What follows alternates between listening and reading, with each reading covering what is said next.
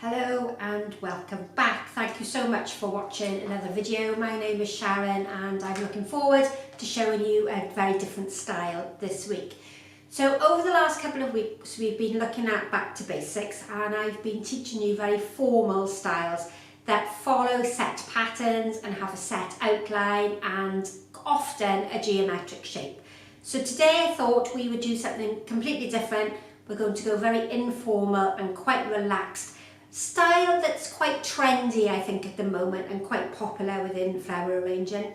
And often people are maybe a little bit intimidated by it because it doesn't have those set guidelines, or at least we think it doesn't have those set guidelines like in the geometric styles and those very formal shapes that we've looked at before. So what I've done today is I've chosen flowers that don't necessarily have the correct sort of quantities that I've been discussing over the week. I've got odd flowers or I've got different types of foliage, and we'll see how we can create something that's quite loose and quite informal. Okay, so what have we got? Now the first one is pistache, and that's a really common florist type foliage that we use a lot in hand tides. I've got one piece of fern that's left in a bucket all on its own. Then I have two different types of eucalyptus. We have the cochifera, which is this one here. Then we have the eucalyptus cineraria, which is probably one of the most popular. And I only have one of those and have a few little offcuts again that were sitting in a loose basket on their own. So then locally, when I've been out walking, I've picked some of this alder. It's got a gorgeous trailing catkin on it, and a few of the alder cones. So this is one you might see at the moment. We're in the spring, and of course any pussy willows or catkins like this are a real good example of the springtime. So we'll put those to one side. Then I have a selection of lilacs and white shades. So we have a couple of spray roses. I have just two larger roses, and they're quite open, nice big blousy head on there, or a few of the spray rose. This is wax flower. You might not have seen me use this before. When you cut it, it has a wonderful lemon scent on it, and it's a much darker shade of purple. I have one lonely little bloom chrysanthemum that's left. It's the only one I haven't used. Some more of the foliage from the wax flower. Then Veronica, which is a fantastic example of line material. I have several of those. And then I also have a Astrantia major, commonly known as Million Stars, a very country, very relaxed and informal type of flower. We'll just put those to one side and we'll see what we can create. So this time I'm using a basket. It's an oval shape and it's got floral foam in the base, in the centre, and you'll see that I've kept the floral foam below the level of my container. So what that will create is a very informal shape. When I put in those horizontal placements that we often do in more formal arranging, I won't be able to bring them out almost symmetrically or quite severe on both sides. It's going to be far more relaxed and far more casual because I'll have to choose materials that drape down or stand upwards. I won't be able to manipulate the foliage into the shape I want it to be. And then on the front of the basket we have this sort of silvery grey nameplate. It says Green Garden, and I've really taken inspiration from this colour rather than the colour of my basket. I could have gone with apricots and browns and creams to match my container, but I thought I would pick out the colouring in the centre here. Okay, so let's start with the foliage. That's always a very good place to start. I'm sure that's a song from The Sound of Music, but I won't start singing. And if we take a look now straight away at the eucalyptus, you can see that's naturally curving downwards. So I can either use it curved downwards in that manner, or I can use it upright, in which case I will get a completely different shape. And I think that being that the catkins are also draping down, I'll use the eucalyptus the way it's naturally forming, and we'll place it running downwards. And of course, because my foam now is flat to the container, it's going to go in the position that it naturally wants to form. Okay, so again, have a look at your foliage. This one is cascading down beautifully. And the same sort of proportions still apply to this type of arranging. You're almost going to go 3 times the width of your container. So we will have 1, 2, 3 times. And that will keep your basket in proportion with your flower combination. It's quite traditional rules, but they're fairly good basics for you to start with. And then my smaller pieces of foliage I'm going to drape towards the front. Now I'm at the moment working towards you, so I can't quite see what I'm creating. And again, bring some weight towards the back. Now it's not quite so important with this style of arranging because the basket is low down to the table, it's not too high, but we still need to bring some actual weight and some visual weight towards the back. And this time I'm just going to go in between where the handle is there on the side, because I feel that's where I need to have a loose piece of foliage. So at the moment it's fairly symmetrical with my placements of foliage, but it's not perfectly matching. So on this side I have 2 pieces of eucalyptus, and then I have 1 at the back here, and then I have ones opposite in the front and the back. So we're not identical and we're not matching. Now I'm going to bring it around to face me, and this nice textured fern I'm going to bring more towards the centre because it's a darker colour, and often darker colours look far better in the middle because they're more dominant and they help to bring your eye in towards the centre. And again, if I just have a little look at the way the pistache foliage is growing, it's maybe not the most attractive. There are a few leaves missing here in the centre. So I feel if I put that towards the outside, you're just going to end up with a lot of that stalk showing, which isn't particularly attractive. So what I'll do with that one is I'll cut it down shorter, and again use it more towards the focal area there. And we're looking for the same sort of principles and elements of design. We're looking for a variety of textures. So textures that contrast against one another, whether they be in their colour or in their shape or their texture. This is a nice shape here, and I can bring this one up towards at the back there to finish off my shape for my outline at the back. And we'll have a little look, see how that's getting on. I think we've got quite a nice shape there. Now I'm going to use the centre part of my eucalyptus towards the middle of my foam. That's going to help link the colour together. So we have the grey on the outside and the grey towards the middle. And I'm going to use this piece rather than in this position here where your eye travels up and in opposite direction. I'm going to angle it slightly so that we have these 2 pieces angled and pointing in the same sort of direction. That's far more pleasing than them shooting off in opposite directions, fighting for attention.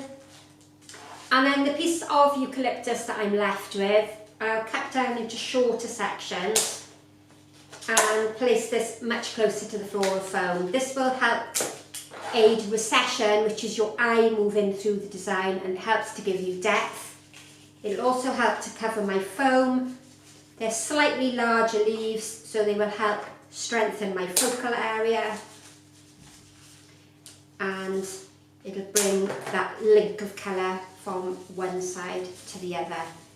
Now, when you're new to flower arranging, you often feel that this piece of fern here needs to have a symmetrical placement on the opposite side. But because it's fairly towards the middle, it becomes one of my focal foliages rather than my outline shape. So in this very loose country style of arranging, it's not important to have one matching it on the opposite side. Okay, so I think we've created quite an interesting shape there, and just bring that leaf forward because it's stuck behind the handle. And then I'm going to go in with the wonderful alder, and again I'd like to have these catkins draping forward, so that's a lovely shape to come towards the front. That will bring me some lovely forward movement. And take some time to look at each piece, see which way they bend and which way they cascade, and just place them in the arrangement. See how that position looks. If you don't feel it suits there, put it in somewhere else. Now I quite like that one. I know that we've got one piece coming up here branching off on its own, but by the time I've added the other alder, that probably won't look so obvious there. Again, we've got colour of the alder on both sides, although it's not perfectly symmetrical. And I've got a wonderful piece here for cascading downwards. So that can go over here. And then just a bit of height, I think, towards the back in this sort of position here. And I'm almost creating a sort of dome shaped, almost elongated sort of dome. So we have some height in the middle, it's not flat there in the centre, and we have lots of interesting material, small pieces on the outside, coming bigger and bigger towards the centre and then fading away quite casually to the opposite side. Now to strengthen my focal area, I'm going to use the larger of my chrysanthemum blooms, and white often can be quite a dominant flower. It can be visually quite heavy, and what I'm not going to do, I'll just show you, is sit it directly in the front, because straight away it's almost like one single headlight flashing at you saying hello, look at me. What I'm going to do is I'm going to angle it slightly off to one side so that you don't see the full bloom. You see just the side version of it, and then it won't be quite so dominant and quite so severe there in the front. So just angle it off slightly, and it doesn't quite look like a big scary headlight pointing at you. Now because it's white, can be, as I said, quite dominant, I'm now going to take the opportunity to spread out some other white flowers so that we even out that colour a little bit and we bring something in to accompany it. And the Veronica is a really good example of line material, so it often suits an arrangement better on the outside. This one has a bit of personality of its own. You can see it's just slightly bending forward. And remembering when I said in the beginning, you can't angle them downwards because you don't have the foam raised above the container. So they have to go in the position that they naturally fall. I'm going to just knocked my alder out. So it's just, again, playing around with them to find a place that they rest quite comfortably. Now my shape now is evolving somewhat. Rather than it now being an oval, I've almost got a crescent shape. It's almost coming from the, I've forgotten what it's called, the Veronica on this side. It's almost dipping down to come to the chrysanthemum and then coming up on the other side. So it's almost changed from a crescent or an oval shape that was almost facing downwards. By bringing in this pointed material, the line material, it almost makes your eye rock back and forth, up and down. Okay, so let's bring this final one closer to my chrysanthemum in the middle, and then we've almost got that visual link of the white colouring from one side to the other. So symmetrical, because the colour is evenly based out, but we're not perfectly matching on either side. Now when we come to the astrantia again has this very soft movement to it. It's quite a long-lasting flower. It looks quite fragile, and it doesn't like the cold weather. It doesn't like this harsh winter weather. So it does sometimes naturally droop, although it's very fresh and there's no problem with the quality of it. You can normally tell in the winter. It's a bit like me, wants to stay at home, wrapped up nice and warm. In the summer, when it's more in its true season, it stands up far more proud and far more erectly. Okay, so much softer. I'm going to bring that through to the back. So again, our eye is travelling towards the back. Appreciate and have a look at all your materials. See which way they want to fall, which way they're naturally bending. And that's probably the difference in this style of arranging to the formal designs that we've done other weeks. We're almost making our flowers form an outline shape, whereas this type of arranging, you're looking at the individual flower types, appreciating their individual personality and showing them off for what they're worth. So we could carry on with a white and green colour combination, that's always very popular, but I'm going to introduce this lovely lilac. Gorgeous, one of my favourites. I love the lilac roses. So again, I only have 2 roses, and often when I've been teaching you those formal shapes, I've encouraged you to have 3s or 5s of the different varieties and different colours. But what these will do, I'm almost going to group these together, and the 2 of them together visually will be almost the same as my big chrysanthemum head. So the 2 of them together almost make one chrysanthemum head. So they tend to balance off the visual weight. It's the way you see things. And I always think if you've got a large, big, fat, juicy donut on a plate and you want to visually balance it off with something, and by placing a single biscuit alongside that donut, it doesn't compare. So you often have to have a pile of 5 or 6 biscuits to be visually the same size as that donut. So this is my donut and these are my biscuits. And visually you have to find things that look the same, although they might not have the same characteristics and the same personality. Right, so we have now a big section of the lilac on one side, so I need to look now about balancing that off. And again, oh, we've got a little damaged head. Have a look at how your rose stands, which way it curves or which way it bends. This one's quite formal and quite straight, so I'm going to go in the centre with that one. It doesn't have a lot of movement with it. Now this one is a much bigger head, and again it's almost quite stiff. You can see there's hardly any movement in that at all. And this one I think would be better towards the front. This is a smaller head. It's not going to be quite as visually empowering there at the front. So he can accompany my single chrysanthemum just there. So we've got this larger section, and then our colour is coming towards the back. It's also strengthened in the focal area, and even if you don't want to use this whole rose in one piece, you can cut it down into several sections.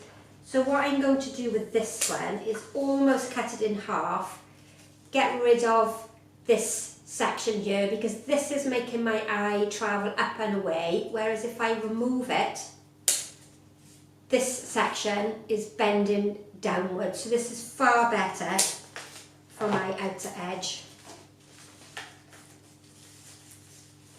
And then what I can do with the smaller pieces that I've got left, we can tuck these underneath. Again, gives me lots of different height within the arrangement, and that one little section that I chopped off can come in here towards the front. So let's just clear that off. Now this rose is snapped. You can see it's broken just here. But what I'll do with that, not to waste it, is just tuck it in somewhere there at the back. Helps to cover the foam a little bit and also draws your eye into the base. So what do we think so far? Much more informal, very relaxed in its style. Something that doesn't necessarily need any set quantities or set patterns of flowers. So again, if we think about the principles and elements of design, I have examples of line, I have examples of rounds. So we have large rounds, we have medium rounds, and we have small rounds. So we have that transition of material from small to large. I also have some line created with the branching and the arching movement. It's almost making your eye travel downwards. And then I'm adding in the transitional material with my wax flower, which tends to almost link it all together. It's like that final piece of the jigsaw that brings your design together. It's a little bit like your accessory. You've got a beautiful outfit on, and then you wear your coat and your shoes, and you finish it off with your accessories, whether it's a hat or a scarf or a nice bracelet and some jewellery. And again, I'm just looking for the way the various materials are branching, which way they've naturally grown, and if they want to drape forward, then I'm using them draping forward. Now this is also wax flower, but it doesn't have a great deal of the little flower on it. But still, it's a really soft, wispy, almost feathery type foliage, so it'll bring in a lovely texture. And we're almost done. Few final pieces. So this time we've looked at a far more informal design, but hopefully you can see how your principles and elements of design that you learnt or you've been learning over the last couple of weeks link together to create something far more informal. So we still have repetition of shapes, we still have repetition of colour. Then we have the line material, we have shape and form and colour. So texture is included in that, so we have all the elements of design. We have a focal point, which has created a more dominant section. So we have principles, we have rhythm and repetition of shape, colour and texture within the design.